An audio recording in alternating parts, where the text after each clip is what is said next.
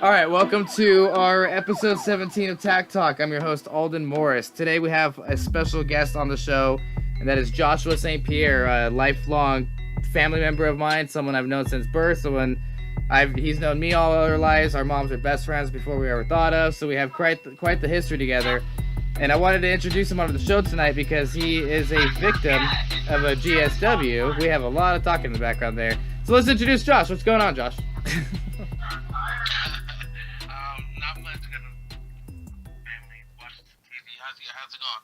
I'm doing good. I wanted to see how things are going with you. I just saw you earlier today. What we're doing is we're introducing you as obviously our GSW, our gunshot wound victim, and that's why you're here on the show to answer some of the questions that a lot of people, especially my audience, don't have experience with when it comes to firearms. The actual being on the resulting end of a firearm.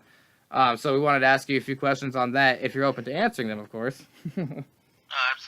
Yeah, so first of all, and not to be blunt, but how does it feel to be shot? For example, the pain, the coldness, and the thoughts during that process. Explain to me the night you were shot, where it happened, and how it felt. All right. So how it happened, it was just me and a couple friends out in the street, and I guess the friends that I was with had problems with other people, but when it actually happens and a bullet hits you, in my case anyways, it was fast. So, meaning it surprised me more than it hurt at the time. Mm-hmm. And a lot of people don't know what it would feel like, I guess, to have paralysis start. Yeah, so exactly where were you shot? And did you know immediately where were you shot? I was shot in my back, my T5, T6 area, and yeah, it hit that area, but to me it didn't hurt, as bad as people would think. Mm-hmm. At least for me, it was more surprising, and I think that's probably why it didn't hurt as much, because it more surprised me than it did. I saw it coming, kind of thing. Yeah, and, yeah. So when that happens, the paralysis pretty much kicked in immediately. I tried to, jump behind my car, and things just started going cold. Kind of, if you touch dry ice and without the burning sensation and just how cold it is, that's where it started. But it started from the feet up. It didn't start from my back down. It actually went from my feet and slowly moved up. So you were able to, during that time, So when I tried to get behind my car, no, I was already falling. I didn't know why, because I've never dealt with being a paraplegic. So as I'm trying to get behind something, it just goes cold and it just stops working. So, and just to let people know now that you are paralyzed from the chest down, and you live life in a wheelchair with hopes again to get back on your feet. So the coldness you felt from the toes going upwards, would you say that was paralysis kicking in immediately? Yes, that's exactly. And I didn't know it at the time, but later, because that's what I feel now. Even now, I feel tingling and coldness, and I feel some pulsation here and there with inside my body. So outside, the thoughts I of don't that, feel nothing. the thoughts of that happening immediately that night compared to the thoughts you have now, when it comes to that paralysis feeling, the coldness, what goes through your mind? What do you mean? Well, for example, the moment you were shot, what was going through your mind as you felt that cold and you realized you're now falling? What was did you know immediately in your mind that you were in a detrimental position, or are you just thinking oh crap, this is how it gets to get shot? What was your thoughts? Actually, I thought that's what death was. Okay. Mm-hmm. When I fell, because when I fell, I cracked 2 left ribs, Mm-hmm. and I didn't even feel that.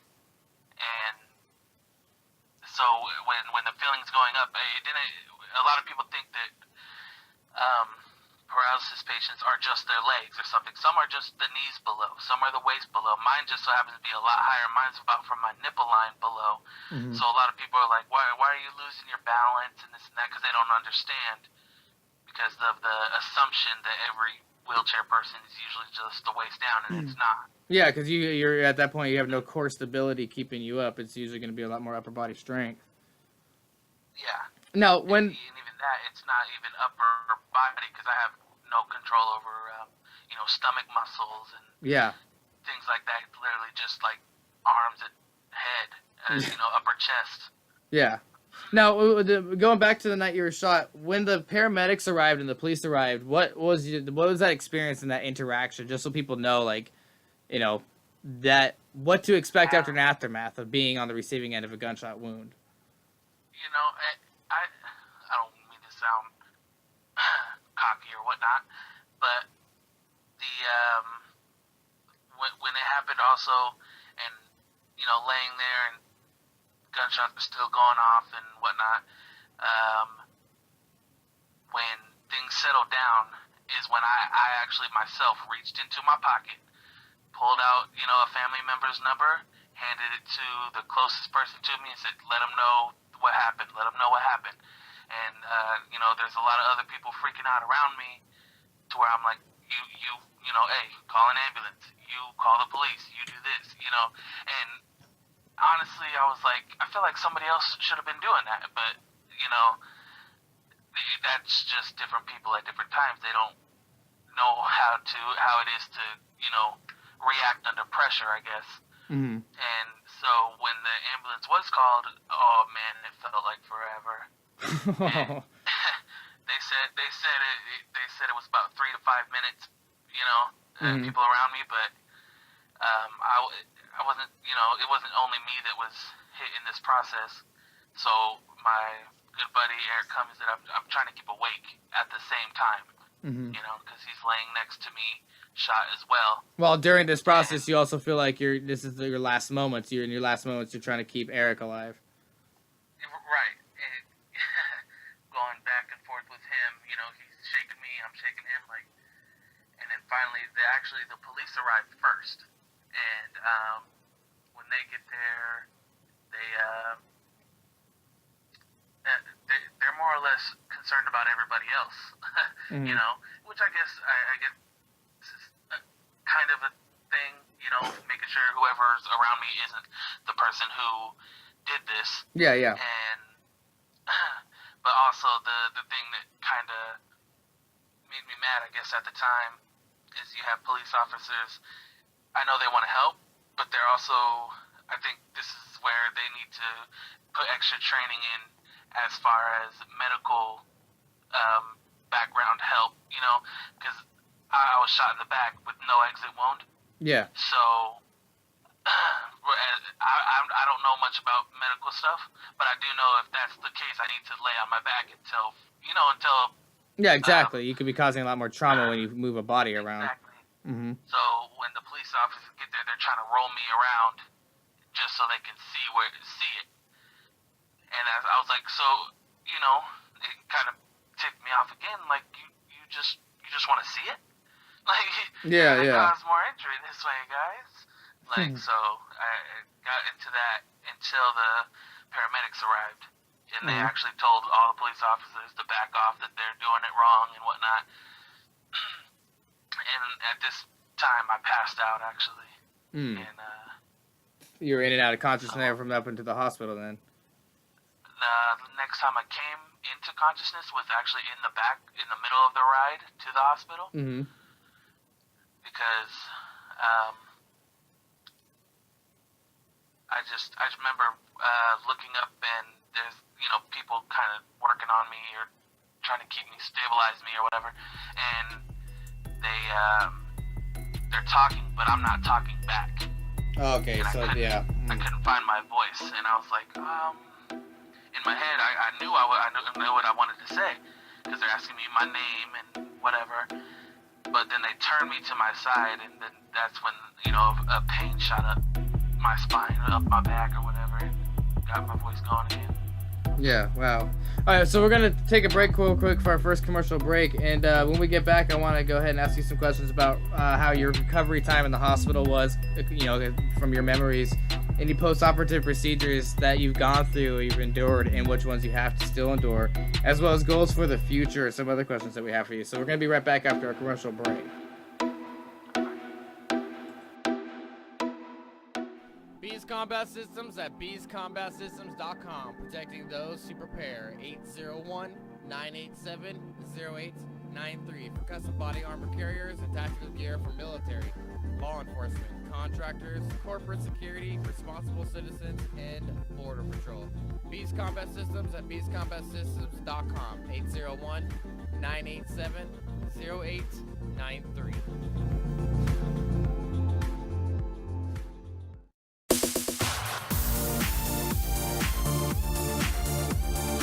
All right, and we're back on our second half of the show with Joshua St. Pierre, my cousin, one of my best friends growing up. We left off talking about what the experience was like when the EMTs and the paramedics and the police and everyone showed up. So I want to ask you, Josh, when you got to the hospital and after your obviously the first operation that took place, the immediate surgery that had to take place, and when you came back to consciousness, what was your recovery time in the hospital like, and for how long? They didn't even do any surgery to the bullet wound or the area there. Mm-hmm. So the bullet's still located inside you? Yeah, they actually, obviously went to ICU, but to me, it was like they put a big Band-Aid on me, laid me on a board, and just told me not to move for about almost 2 weeks. Oh my God. Now, so where is the bullet located then? It entered through your T5, T6 vertebrae through the rear, and then no exit wound. Yes. Right, and when it hit the T5, T6, it hit the left side, and shattered the T5, T6 just on the left side. The right side's still all intact, and the ricochet from hitting the bones nicked a little bit of my esophagus, and actually went up into my aortic valve. Inside your heart. Right above my heart. Oh, wow. Which is the main, artery that pumps out the blood to the rest of your body's areas. And that's where the bullet's currently located, is in the aortic valve of your heart. Yeah. And do you have any idea what caliber size? I'm sorry to interrupt. Do you have any idea what size? They're not sure. Mm-hmm. Again, I had another buddy with me, Eric Cummins, that was shot as well, and when they took a piece out of him, at first they thought it was 38, like a smaller 38 caliber. Mm-hmm. But I guess about a month later, because when you have a foreign object debris in your body, it pushes it out over time. Yeah. Like a sliver. Your body doesn't want that in there. Right. And so over about a month, not even a month later, I want to say 2 or 3 months later, Eric's complaining about his side, and you can see a bump in the side, and they cut it open. It was a huge... Oh, God. It was a huge bullet. Yeah. The piece that they took out before was just the ball, I'm guessing. Yeah. From inside the bullet.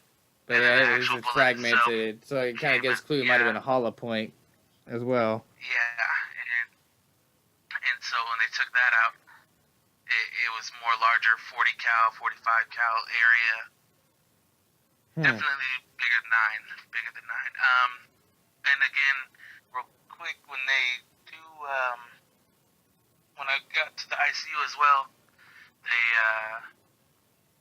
just left me for a long time until, I guess, my lips turned blue. Oh, so they're looking for symptoms then.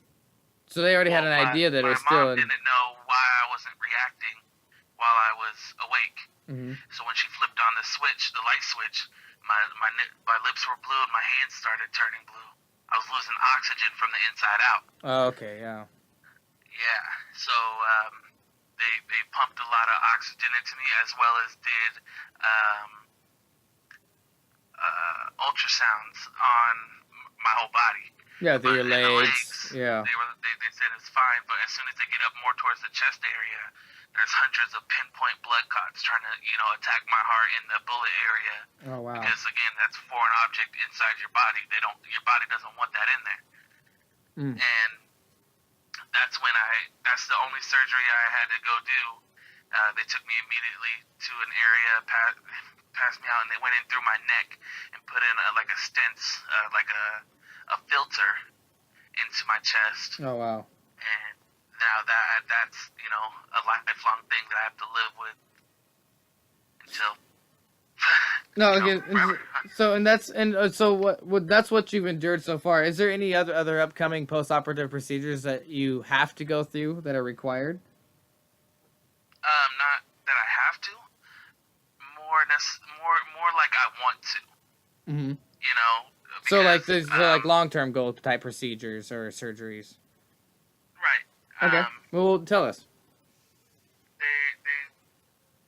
They want to double check, and because it's been literally a year here in a couple hours. I was shot November 19th at 2:19 or so a.m. Yeah. Oh wow. Yeah.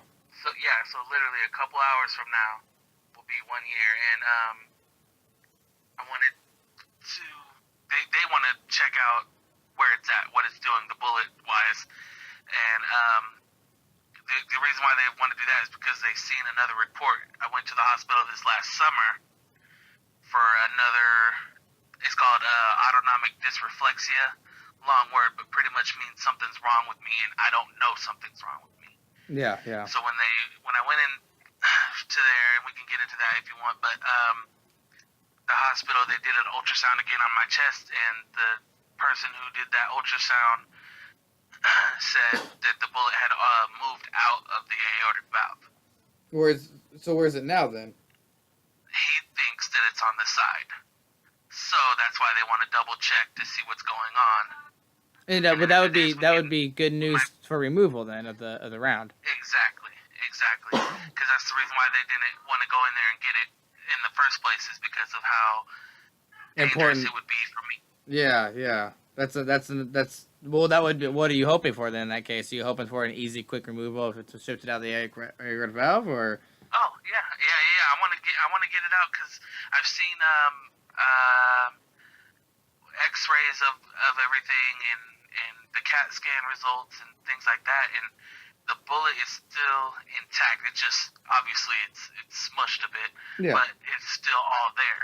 Now, if I can get it out, that would tell me exactly what hit me. Now, so let's say it's everything goes in your favor, and they check on the bullet location of the bullets outside the aortic valve, and they can safely remove that stent that you mentioned, that filter, as well as the bullet itself. What would they go about doing? What would you want to do about repairing your T6 and T5 vertebrae? They usually leave your spinal bones and things like that because they can't cast that, really. Yeah. They leave it alone. Actually, your bones actually naturally come back together in the same places. Yeah. So they're not gonna. There's no reparo for that. They just leave it pretty much, and it'll naturally come back together and heal itself. Now, the reason why I'm paralyzed isn't because of getting hit it is because of getting hit in my back, obviously, but it's not because the bullet hit my spinal cord. It's because it was so hot when it went in, it actually burned the side of my spinal cord. It didn't touch it. Okay. So like more like central nerve endings.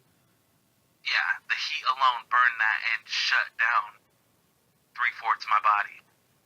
Oh wow! So it's actually might be a lot simpler of a process if there's an experiment out there, or not experiment, but a surgery out there that can kind of put those fibers back together. They're working on that. That's amazing. Well, what we can do is we can save that kind of question and that kind of information for another talk show. Because one thing I do want to ask you that I feel is important for the audience is because you're a victim of a GSW, a gunshot wound. Obviously, you were shot at with a friend of yours and attacked. What is the police investigation, the detectives working on this case? What have they turned up when it comes to results? Not so much as persons of interest, but I guess motive behind it, and suspects for arrest if it comes down to it.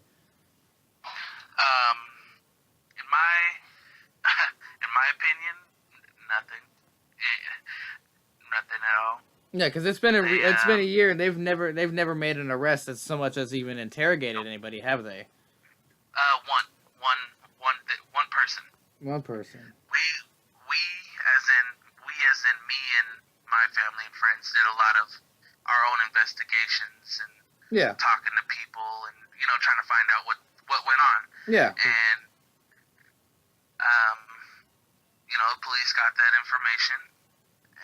The first detective, I don't know his name because I only talked to him one time in the ICU, and he actually threw out the case because he was a homicide detective and we didn't. Obviously God. die. Yeah. And so another detective picked him up. Detective, I want to say Dion Moss Sr. Yeah, Detective Moss Sr. Picked it up, and he went. It picked up a person of interest. Said he interrogated them, couldn't prove or get anything out of them, let him go, and that was it. And that was December of last year. Wow. I want to say. Wow. And yeah, and I've talked to him one time after that in January. He came in to the hospital and visited me and gave me a little update, but it was things I already knew, and I haven't heard nothing since. So with it, right now is November 18th. We're looking at 7:55 p.m. Pacific Standard Time, and we're gonna probably have this live broadcast tomorrow, meaning it would be the 1-year anniversary of your injury.